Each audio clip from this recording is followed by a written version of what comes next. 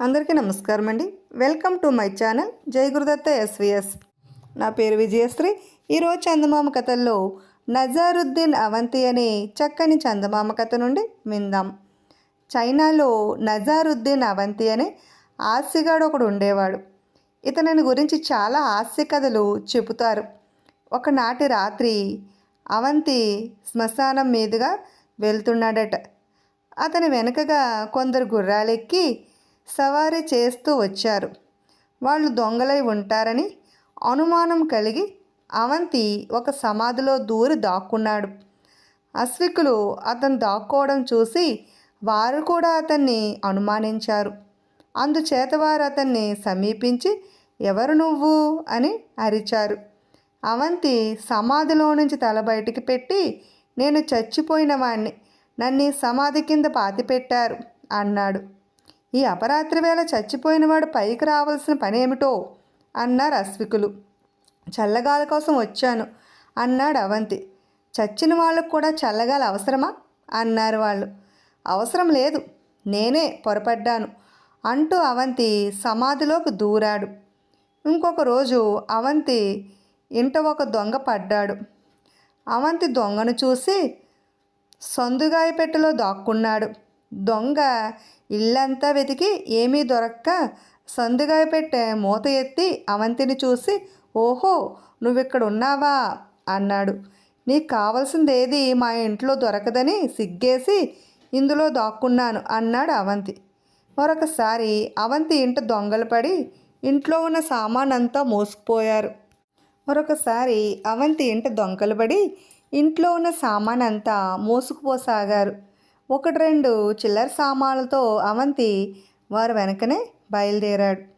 దొంగల్లో ఒకడు వెనక్కి తిరిగి చూసి ఓహో అవంతి, అర్ధరాత్రి వేళ ఎక్కడికో ప్రయాణమయ్యావే అని అడిగాడు. ఏమి లేదు, చాలా రోజులుగా ఇల్లు మారదామనుకుంటూ బండి ఖర్చులకు లేక బద్దకించాను. ఇవాళ మీ ధర్మాన్న ఇల్లు మారే అవకాశం దొరికింది అన్నాడు అవంతి. నీకు సూర్యుడంటే ఇష్టమా లేక చంద్రుడంటే ఇష్టమా అని అవంతిని ఒక మిత్రుడు అడిగాడు. చందమామే అన్నాడు అవంతి. అదేం అన్నాడు మిత్రుడు. చూడు, పట్టపగలు మనకు బోల్డంత వెలుతురున్నప్పుడు సూర్యుడు వస్తాడు, చందమామ చక్క చీకటప్పుడు వచ్చి వెలుతురిస్తాడు అన్నాడు అవంతి. ప్రపంచంలో ఉన్న నీరంతా నిప్పంటుకుని మండటం మొదలు పెడితే చేపలన్నీ ఏమవుతాయంట అని ఎవరో అవంతిని అడిగారు. అంత పనే జరిగితే చేపలన్నీ చెట్లెక్కిపోవు అన్నాడు అవంతి. తెల్లవారుగానే మనుషులంతా లేచి అన్ని వైపులా పోతారు కదా, దీనికి కారణం ఏమిటి అని అవంతిని కొందరు మిత్రులు అడిగారు. అయ్యో పిచ్చి మొహాళ్ళారా, ఇది కూడా తెలీదా? మనుషులందరూ ఒకే వైపు పోతే భూమి అటు ఒరిగిపోదు అన్నాడు అవంతి. శవాన్ని సాగనంపేటప్పుడు శవపేటికకు ముందుండటం మంచిదేనా వెనకుండడం మంచిదా అని ఎవరో అవంతిని అడిగారు. ఏదైనా మంచిదే, శవపేటిక లోపల ఉండకుండా ఉంటే చాలు అన్నాడు అవంతి. ఒకనాడు అవంతికి దారి తప్పిన గొర్రె ఒకటి దొరికింది. అతను దాన్ని ఇంటికి తీసుకుపోయి కోసుకు తిన్నాడు. ఈ సంగతి తెలిసి ఒక మిత్రుడు అవంతి, ఈ పాపం చేసినందుకు భగవంతుడి ఎదుట ఏమి సంజాయిషి చెబుతావు అని అడిగాడు. నేను గొర్రెను తినలేదని చెబుతాను అన్నాడు అవంతి. గొర్రె నీకు విరుద్ధంగా సాక్ష్యం చెప్పడానికి వస్తే అన్నాడు మిత్రుడు. గొర్రె వస్తేక చెక్కలేదు, దాన్ని తీసుకుపోయి దాని యజమానికి తిరిగి ఇచ్చేస్తాను అన్నాడు అవంతి. ఒకనాడు అవంతికి డబ్బు కావలసి వచ్చింది. బరువులు మోసి డబ్బు సంపాదించే ఉద్దేశంతో అవంతి కట్లుతాళ్ళు తీసుకుని బజారుకి వెళ్ళాడు. అక్కడ ఒక పెద్ద మనిషి కొంత పింగాణి సామాను ఒక కొయ్యపెట్టెలో పెట్టుకుని కూలివాడు కోసం చూస్తూ కనిపించాడు. ఆయన కూలి డబ్బులకు బదులు 3 సలహాలు ఇస్తానంటం వల్ల ఒక్క కూలివాడు పలకలేదు. డబ్బు ఎప్పుడైనా సంపాదించవచ్చు, మంచి సలహాలు అన్నప్పుడల్లా దొరకవు అనుకుని అవంతి ఆ పింగాణి సామాన్ల పెట్టెను తాను మొయ్యటానికి ఒప్పుకున్నాడు. ఇద్దరూ కలిసి ఆ పెద్ద మనిషి ఇంటికి వెళ్ళే దారిలో అవంతి, మీరు చెప్పే మంచి సలహాలు ఏమిటో సెలవిస్తారా అన్నాడు. తిండి తినడం కంటే పస్తులు ఉండటం మేలని ఎవరన్నా అంటే నమ్మకు అన్నాడు పెద్ద మనిషి. బాగానే ఉన్నది అనుకున్నాడు అవంతి. కొంచెం దూరం వెళ్ళాక పెద్ద మనిషి సవారీ చేయటం కంటే కాలినడకన మెరుగని ఎవరన్నా అంటే నమ్మకు అన్నాడు. మరి కొంచెం దూరం వెళ్ళాక పెద్ద మనిషి నీకన్నా మూఢుడైన కూలివాడు ఉన్నాడని ఎవరైనా అంటే నమ్మకు అన్నాడు.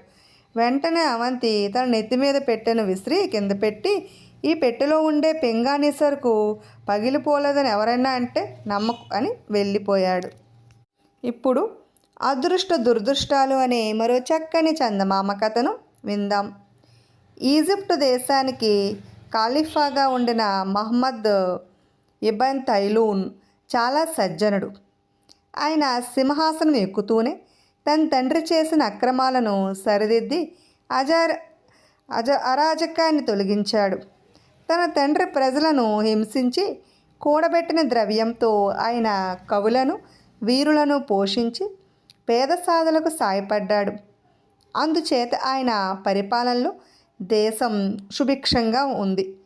ఒకనాడు ఖలీఫా మహమ్మద్ తన పరివారంతో ఎవరెవరికి జీతాలు ఎక్కువగాను పని తక్కువగాను ఉన్నదో ఎవరెవరికి పని తక్కువగాను జీతాలు ఎక్కువగాను ఉన్నదో విచారించి జీతాలు తక్కువగా ఉన్నవారికి జీతాలు పని తక్కువగా ఉన్నవారికి పని హెచ్చించాడు.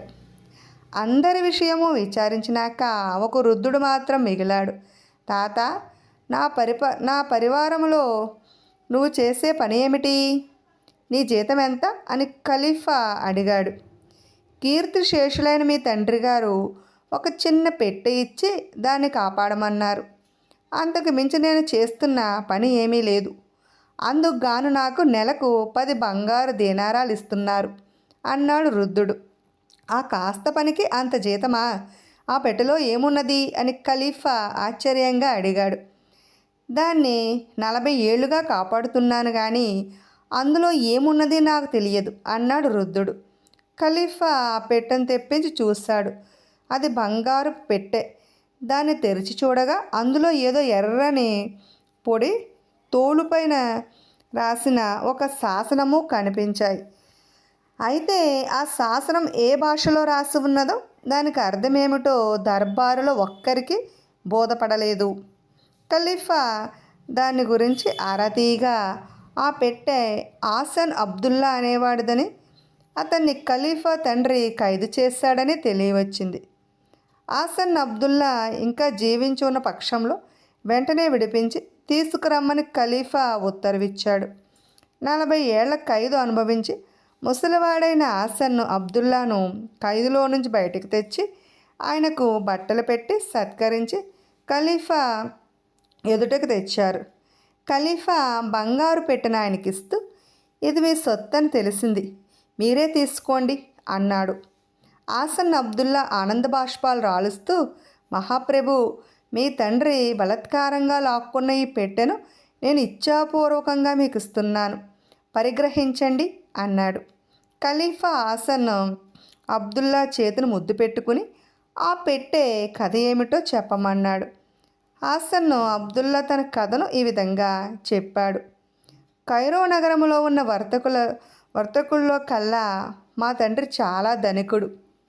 నేను ఆయనకు ఒక్కనే కొడుకును కావటం చేత నాకు గొప్ప గురువులను ఏర్పాటు చేసి విద్యావంతుని చేశాడు. నాకు చక్కని కన్యను చూసి పెళ్లి చేశాడు. నేను ఆమెతో 10 ఏళ్ల పాటు సుఖంగా కాపురం చేశాను. ఆ తరువాత ప్రపంచంలో ఉన్న కష్టాలన్నీ ఒక్కసారిగా నాపై విరుచుకుపడ్డాయి. నా తండ్రి ప్లేగు తగిలి మరణించాడు. మా ఇళ్ళు కాలిపోయాయి.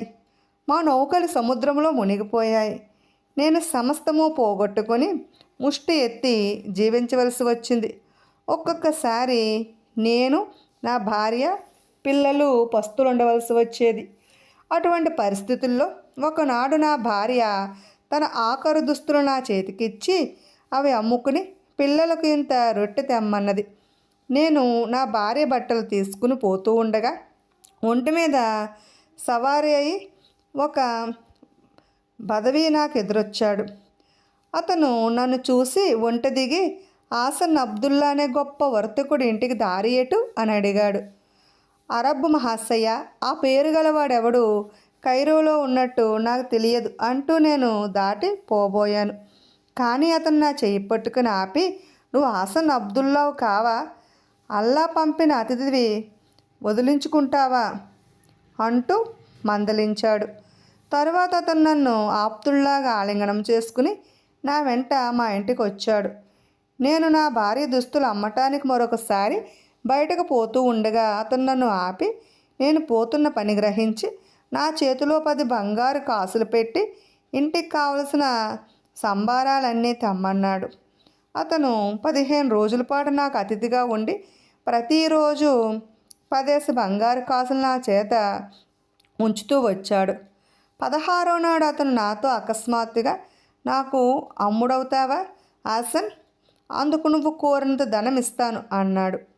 అతను వేలాకోలానికి అంటున్నాడనుకుని ఒక్క దెబ్బకు చచ్చేవాడి విలువ 1000 దీనారాలు, అంతకన్నా ఎక్కువ దెబ్బలకు కానీ చావనివాడి విలువ 1500. ఈ విషయం ఖురానులోనే చెప్పి ఉన్నది అన్నాను. అతను 1500 ఇస్తానన్నాడు.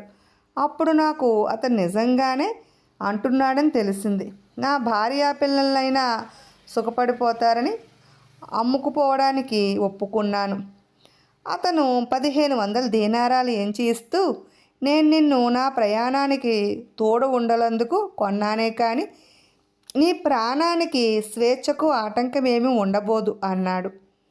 ఆ సొమ్మంతా మా వాళ్ళు పరంచేసి బదవీ కోరిన ప్రకారం ఒక ఒంటెను కొనుక్కొని ప్రయాణానికి అవసరమైన పదార్థాలన్నీ కొని అతని వెంట బయలుదేరాను.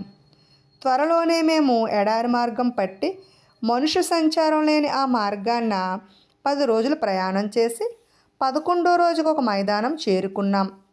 ఆ మైదానం మధ్య ఒక ఎత్తైన రాతి స్తంభం ఉన్నది. దానిపైన రాగితో చేసిన ఒక యువకుడి విగ్రహం నిలబడి ఉన్నది. ఆ యువకుడు కుడి చెయ్యి చాచి వేలు తెరిచి ఉన్నవి. 5 వేళ్లకు 5 తాళపు చెవులు తగిలించి ఉన్నాయి. వాటిలో ఒకటి బంగారపుది, ఒకటి వెండిది, రెండోది రాగిది, ఒకటి ఇనపది, ఒకటి సీసపుది.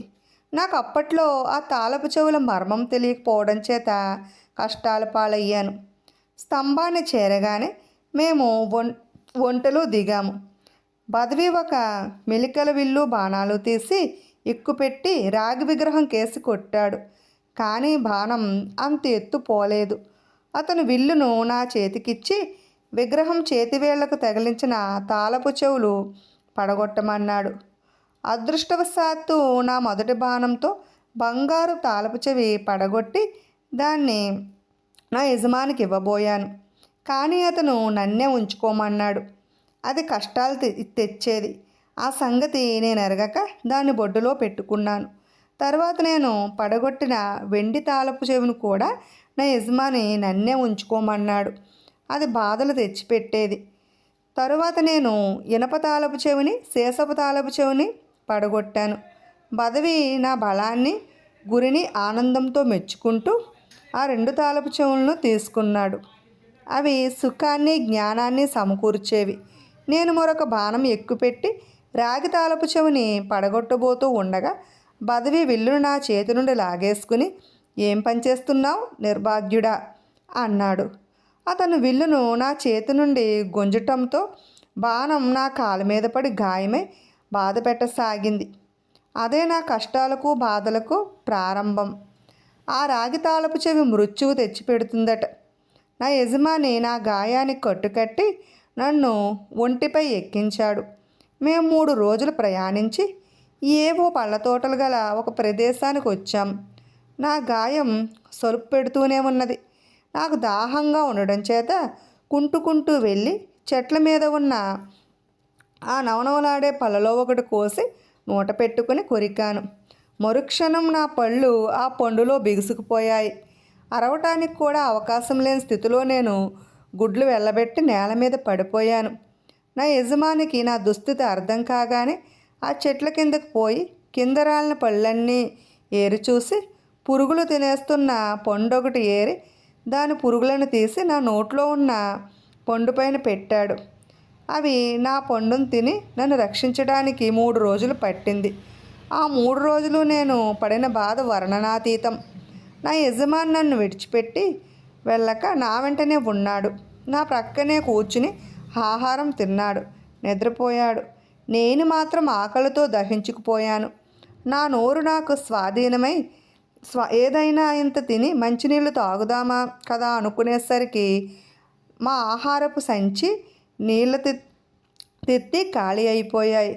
నేను బోరుమని ఏడ్చేశాను.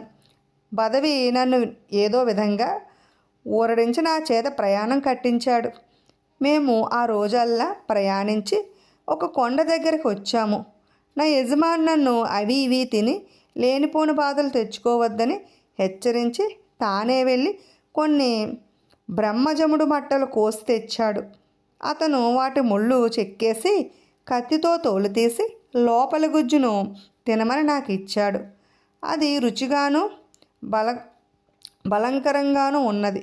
చంద్రోదయం అయ్యే వేళ నేను కంబళి పరుచుకుని సుఖంగా పడుకొని నిద్రా సౌఖ్యం అనుభవిందామనుకుంటూ ఉండగా బదవి నాకొక పని తగిలించాడు. నువ్వు ఇప్పుడే కొండ ఎక్కి ఈ రాత్రి కొండ శిఖరం పైన గడపాలి. ఇదే నువ్వు నాకు చేయబోతున్న అసలు సహాయం. సూర్యోదయం అయిన దాకా కొండ శిఖరం పైన ఉండి నమాజు చేసుకుని ఆ తరువాత కిందికి దిగిరా. పొరపాటును కూడా నిద్రపోవద్దు సుమా. నిద్రపోతే ఆ కొండగాలికి నీకు వాయువు కొమ్ముతుంది అన్నాడు. అమ్ముడు పోయిన వాణ్ణి యజమాని మాట వినకుండా ఎలా? అందుచేత నేను చచ్చినట్టు మూలుగుతూ ముక్కుతూ ఆ కొండ ఎక్కి శిఖరాన్ని చేరుకున్నాను. అప్పటికే నేను శరీరం బాధతోనూ నిద్రలేమితోనూ నలిగి ఉండడం చేత నిద్ర ముంచుకు వచ్చేసింది. మరునాడు ఉదయం సూర్యోదయం కాబోతూ ఉండగా నేను నిద్రలేచి నా శరీరం అంతా పుచ్చకాయలాగా వాచి ఉండటం గమనించాను. అతి కష్టంతో నేను లేచి నిలబడి తూర్పుగా తిరిగి నమాజు చేసి కిందకు దిగబోయాను. కానీ నా అవయవాలు ఏమాత్రమూ స్వాధీనంలో లేనందున నేను పడి కొండ కింది దాకా దొర్లాను. నా యజమాని నా కేసు కూడా చూడలేదు. ఆయన నేల మీద ఏదో గీతలు గీస్తూ నీ నీడను బట్టి రహస్యం తెలిసిపోయింది, ఇక్కడ తవ్వుదాం పట్టు అన్నాడు. నేను పెద్దగా ఏడవసాగాను. అప్పుడు అతను నా కేసు చూసి కొండ మీద నిద్రపోయినందుకు నన్ను కోప్పడి కత్తితో నా కీళ్ళల్లో పొడిచాడు. రక్తానికి బదులు నీరు వచ్చింది. నా బాధ చాలా వరకు నివారణ అయినది. అతను గుర్తుపెట్టిన చోట ఇద్దరము తవ్వగా లోతున ఒక చలవరాతి సమాధి కనిపించింది. అందులో మనిషి అస్థికలు తోలుపైన రాసిన ఒక శాసనము కనిపించాయి. బదవి ఆ శాసనాన్ని ఆత్రంగా చదివాడు.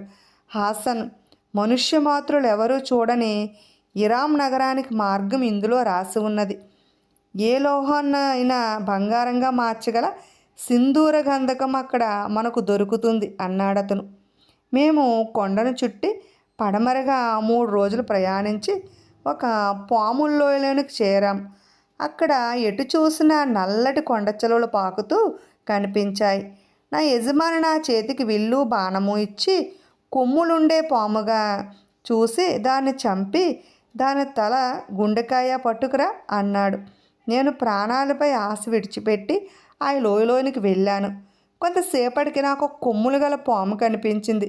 అదృష్టవశాత్తు నేను దాన్ని చంపి తల గుండెకాయ తీసుకురాగలిగాను. నా యజమాని నా చేత నిప్పు చేయించి దాని మీద ఒక ఇనప భగోని పెట్టి అందులో పాము తల గుండె వేసి కాచాడు. అందులో ఇంకేదో ద్రావకం 2 చుక్కలు వేసి మంత్రాలు చదివాడు. తర్వాత ఆయన తన భుజాల మీద ఆ బొగోనీలోని ద్రవాన్ని రుద్దమన్నాడు. నేను అలా చేసేసరికి ఆయనకు అప్పటికప్పుడే రెక్కలు మొలిచాయి. నాకు కూడా అలాగే రెక్కలు తెప్పించినాక ఆయన నాతో పాటు ఆకాశంలోనికి ఎగిరాడు. అలా ఎగురుతూ మేము ఇరాం నగరం చేరాము. ఆ నిర్జన నగరంలో మేము చూసిన సిరి సంపదలు వర్ణించినవి కావు. కానీ మేము అక్కడి నుంచి తెచ్చుకున్నది కిమియా అనే సింధూర గంధకం మాత్రమే. నాకు ఆ కిమియాలో నమ్మకం లేక రత్నాలు ముత్యాలు పోగు చేయడానికి యత్నించాను. కానీ నా యజమాని మండిపడి నా చేత వాటిని పరాయించాడు. తరువాత మేము ఎలాగో కైరో చేరుకున్నాం. ఎందుకో కానీ అన్ని కష్టాలు నాకే కలిగాయి. నేను ముందుగా మా ఇంటికి పరిగెత్తాను. కానీ అక్కడ నా వారెవరూ లేరు. అందరూ పోయినట్టు తెలిసి నేను దుఃఖంతో కుమిలిపోయాను. నా యజమాని నన్ను ఓదార్చి తన వెంట నన్ను ఒక అద్భుతమైన భవనానికి తీసుకుపోయాడు. మేము తెచ్చిన కిమియాతో అంతులేని బంగారం చేశాము. కొంతకాలానికి నా యజమాని చనిపోయి తన సర్వస్వము నా పరం చేశాడు. నా వద్ద ఉన్న బంగారు వెండి తాళపు చెవులే నన్ను ఈ బాధలు పెట్టాయని తెలిసి వాటిని కరిగించి వేస్తూ ఉండగా మీ తండ్రి గారి భటులు వచ్చి నన్ను ఖైదు చేశారు. నన్ను మీ తండ్రి గారు బంగారం చేసే మర్మం చెప్పమన్నాడు. నేను చెప్పలేదు. మీకు చెప్పేస్తున్నాను. ఈ ఎర్రపాడే ఆ మర్మం. దీన్ని మీరు వినియోగించుకోండి. ఈ కథ విని ఖలీఫా మహమ్మద్ ఎంతో సంతోషించి హసన్ అబ్దుల్లాను తన ఆప్తుల్లో ఒకడుగా చేసి ఎంతో ఆదరించాడు. ఇప్పుడు సుహాసిని అనే మరో చక్కని చందమామ కథను విందాం. ధవళగిరి రాజైన యశోధన మహారాజు ఆదర్శప్రాయుడైన రాజు. ప్రజలను సుఖపెట్టడానికి ఆయన అస్తమానము పాటుపడేవాడు. ఒకనాడు ఆయన తన రాజధాని శివారుల్లో మారువేషంతో తిరుగుతూ ఉండగా ఒక పూరె గుడిసెలో ముగ్గురు అక్కా చెల్లెలు కూర్చుని మాట్లాడుకుంటూ ఉండటం ఆయనకు వినిపించింది.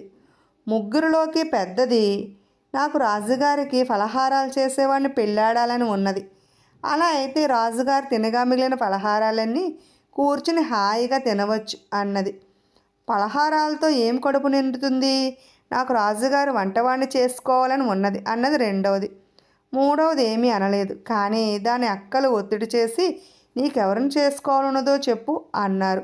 చివరికి ఆమె నాకు రాజుగారనే చేసుకుని రత్నాల వంటి బిడ్డలను కనాలని ఉన్నది అన్నది.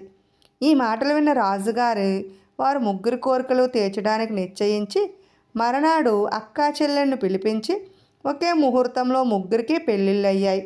అయితే ఆఖరు చెల్లెలి పెళ్లి రాజుతో గనక అత్యంత వైభవంగా అట్టహాసంగా జరిగింది. తాను రాణి అయినానని ఆఖరి చెల్లెలు గర్వించలేదు. ఆమె తన అక్కలను ఎంతో ఆదరంతో చూసేది. వారికి ఏ లోటు రానిచ్చేది కాదు. కానీ అక్కలు మాత్రం తమ చెల్లెల వైభవం చూడలేక ఎప్పుడూ అసూయతో కుమిలిపోసాగారు. యశోధన మహారాజు మాత్రం తన భార్యను ఎంతో ప్రేమగా చూసేవాడు. ఆమె తక్కువ వంశంతో జన్మించిన ఎంతో ఉదారబుద్ధి ధర్మగుణం కలది. ఆమె అన్ని విధాలా ఆయనకు తగిన భార్య అని అనిపించుకున్నది. కొద్ది కాలానికి రాణి గర్భవతి అయినది. కనే రోజులు వచ్చాయి. ఆమె అక్కలు ఆమెకు స్వయంగా పురుడు పోశారు. రాణికి చక్కని మగపిల్లవాడు పుట్టాడు. అది చూసి వాళ్ళు మరింత అసూయపడ్డారు. వారు ఆ పిల్లవాడిని ఒక తొట్టెలో పెట్టి రాజభవనం పక్కగా ప్రవహించే కాలువలో వదిలేసి ఒక కుక్క పిల్లను తెచ్చి బాలింత్రాల పక్కలో పెట్టారు. తన భార్య కుక్క పిల్లను ప్రసవించిందని వినగానే రాజుకు గుండె ఆగిపోయినట్టయినది. కానీ ఆయనకు తన భార్య పైన ఆగ్రహం కలగలేదు. రాణిగారి అక్కలు తొట్టిలో పెట్టిన కుర్రవాడు రాజుగారి తోటమాలికి దొరికాడు. సంతానం లేని ఆ తోటమాలి ఆ పిల్లవాడికి సుజాతుడని పేరు పెట్టుకుని పెంచుకోవడం ప్రారంభించారు. మరుసటి ఏడు రాణి మరొక పిల్లవాడిని ప్రసవించింది. ఆమెకు పురుడు పోసిన అక్కలు ఈసారి ఆమె పక్కలో ఒక పిల్లి పిల్లను పెట్టి ఆ కుర్రవాడిని కూడా కాలువలో వదిలేశారు. వాడు కూడా తోటమాలికి దొరికాడు. తోటమాలి వాడికి సుకేతుడని పేరు పెట్టుకుని పెంచసాగాడు. తన రాణి వరుసగా 2 సార్లు గర్భవతి అయ్యి జంతువులను ప్రసవించడం చూసి రాజు చాలా బాధపడ్డాడు. కానీ రాణిపై ప్రేమ గలవాడు కనుక క్షమించాడు. 3వసారి రాణి ఆడపిల్లను ప్రసవించింది. ఆమె అక్కలు ఈసారి ఆమె పక్కలో ఒక ఎలుకను ఉంచి ఆడపిల్లను కూడా నీటిలో వదిలేశారు. ఆ పిల్ల కూడా తోటమాలికి దొరికింది. ఆ పిల్ల చాలా అందగర్తె. ఆమె ముఖం వికసించిన పుష్పములా ఉండేది. ఆమె నవ్వితే ముత్యాలు రాలేవి. ఆమెకు తోటమాలి సుహాసిని అని పేరు పెట్టుకున్నాడు. ముగ్గురు పిల్లలు ఇంకా చిన్నవాళ్లుగా ఉండగానే తోటమాలి భార్య మరణించింది. అతను రాజుగారి వద్ద కొలువు చాలించుకుని ఆయన ఇచ్చిన సొమ్ముతో ఊరు బయట ఒక చక్కని ఉద్యానవనం నిర్మించుకుని అందులో పెద్ద కుటీరం వేసుకుని తన బిడ్డలను చూసి ఆనందిస్తూ చాలా కాలం జీవించాడు. పిల్లలు ఎదిగి వచ్చే సమయానికి తోటమాలి చనిపోతూ సుహాసినిని ప్రాణంతో సమానంగా కాపాడమని సుజాతుడికి సుకేతుడికి చెప్పి చనిపోయాడు. అన్నలు ఎప్పుడైనా వేటకు వెళ్ళేవారు, కానీ సుహాసిని ఎన్నడూ తన ఉద్యానవనం దాటి బయటకు వెళ్ళి ఎరగదు. ఒకనాడు ఆమె ఆ ఉద్యానవనంలో ఒంటరిగా ఉన్న సమయంలో ఒక ముసలిది వచ్చి, ఆహా, ఎంత చక్కని తోట, ఈ చెట్ల నీడలో ఎంత చల్లగా ఉంది, కాసేపు ఇక్కడ కూర్చుని పోనిస్తావా తల్లి అని సుహాసినితో అన్నది. సుహాసిని ఆ ముసలిదానితో పాటు చెట్ల నీడను కూర్చుని, ఈ తోటలో నీకేమైనా లోపాలు కనిపించాయా అవ్వ అన్నది. మాట్లాడే పక్షి, పాడే చెట్టు, జీవజలము ఉన్నట్లయితే ఈ తోటలాంటిది ప్రపంచంలో మరొకటి ఉంటుందా తల్లి అన్నది ముసలిది. ఆ మూడిటిని ఎలాగైనా సాధించాలని సుహాసినికి తోచింది. అవి ఎక్కడ ఉంటాయవ్వ అని ఆమె ముసలిదాన్ని ఆత్రంగా అడిగింది. తూర్పుగా బయలుదేరి 20 రోజులు గుర్రం మీద ప్రయాణం చేసి 20వ రోజున కనిపించే మొదటి మనిషిని అడిగితే అవి ఎక్కడ ఉండేవి చెబుతాడు, కానీ వాటిని తీసుకురావడం సులభం కాదు తల్లి అన్నది ముసలిది, లేచి తన దారిని బయలుదేరుతూను. అన్నలు ఇంటికి రాగానే సుహాసిని వారితో ముసలిదాని మాటలు చెప్పింది. అంతా విని సుజాతుడు, నేను రేపే బయలుదేరి వెళ్ళి వాటిని తెచ్చి మన ఉద్యానవనంలో ఉంచుతాను అన్నాడు. అతను మరనాడే తన గుర్రం ఎక్కి తూర్పుగా బయలుదేరాడు. అతను 20 రోజులు పగలనక రాత్రనక ప్రయాణం చేసి ఒక అరణ్య మధ్యంలో ఒక పెద్ద కొండ దగ్గరికి వచ్చాడు. కొండ కింది గల ఒక మహావృక్షం క్రింద అతనికి తపస్సు చేసుకుంటున్న కపిల మహాముని కనిపించాడు. ఆ రోజు తనకు కనబడిన మొదటి మనిషి ఆయనే గనక సుజాతుడు ఆయనను పలకరించి, మునీశ్వర, మాట్లాడే పక్షి, పాటాడే చెట్టు, జీవజలము ఎక్కడైనా ఉంటాయా, దయచేసి చెబుతారా అని అడిగాడు. అవి ఈ కొండ శిఖరం పైన ఉన్నాయి, కానీ వాటి కోసం వెళ్ళిన వారెవరూ తిరిగి రాలేదు నాయన అన్నాడు కపిలుడు. సుజాతుడు భయపడక కొండ ఎక్కసాగాడు. అతనికి దారి వెంబడి నల్లరాతి మనుష్య విగ్రహాలు కనిపించాయి. మనుషులే శిలలుగా మారారని అతనికి తెలియదు. కొంత దూరం వెళ్ళేసరికి అతని ఎవరో గదమాయిస్తున్నట్టు భయపడుతున్నట్టు అనిపించింది. అతను ఆగి అటూ ఇటూ పరీక్షగా చూశాడు. మరుక్షణమే అతను కూడా ఒక శిల అయిపోయాడు. 40 రోజులు గడిచినా తన అన్న ఇంటికి రాకపోవడం చూసి సుకేతుడు బయలుదేరాడు. వెళ్ళవద్దని సుహాసిని ఎంత బ్రతిమలాడినా అతను వినలేదు. అతను కూడా అన్నలాగే కపిలుని చూసి ఆయన వద్దంటన్న కొలది కొండ ఎక్కి కేకలు విని భయపడి చుట్టూ తిరిగి చూసి నల్లరాతిసిల్ల అయిపోయాడు.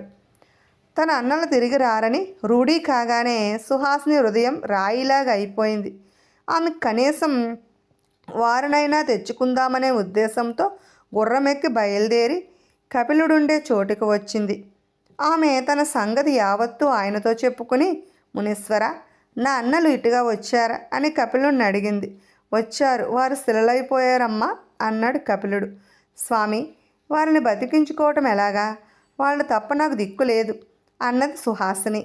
ఆ కొండ ఎక్కి మాట్లాడే పక్షిని, పాడే చెట్టును, జీవజలాన్ని తెచ్చుకుంటేనే నీ అన్నలు బతికించుకోగలవు.